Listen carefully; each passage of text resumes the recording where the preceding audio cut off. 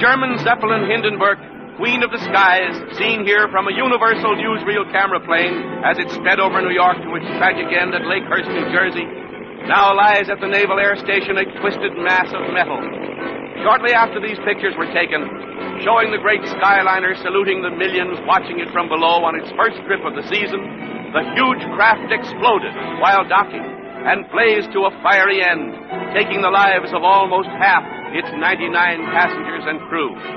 Hours late on its trip from Hamburg because of headwinds, the Zeppelin had to ride out a thunderstorm along the Jersey coast before heading for the air station and nosing its way to the mooring masts.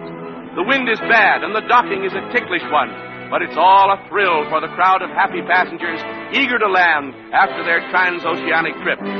Slowly the big ship warps in, and the ground crews rush for the mooring lines. In another 10 minutes or so, the great aircraft would have been snugly docked. But as the passengers crowded the windows to watch, a roar and a burst of flame near the big tail fins turned the ship into a flaming inferno.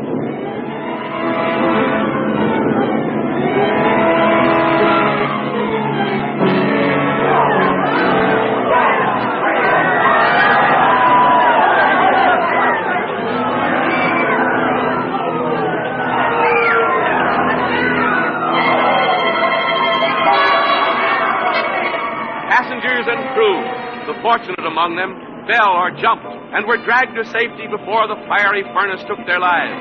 Heroic work by Navy and Army men, risking their lives around the white-hot skeleton, snatched more than one dazed and half-burned passenger from the blazing wreckage.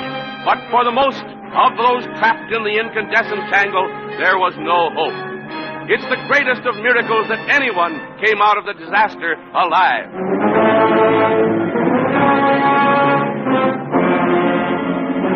7 million cubic feet of inflammable hydrogen gas blazed up in less than a minute. The hundreds of tons of fuel oil burns for an hour or more, with its dense black smoke making a pall over the tragic scene.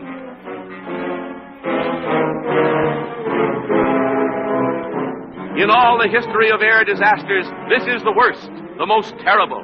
Hailed as the luxury liner of the air, the Hindenburg's horrible end has shocked the entire world. The pride of the skies reaches its journey's end.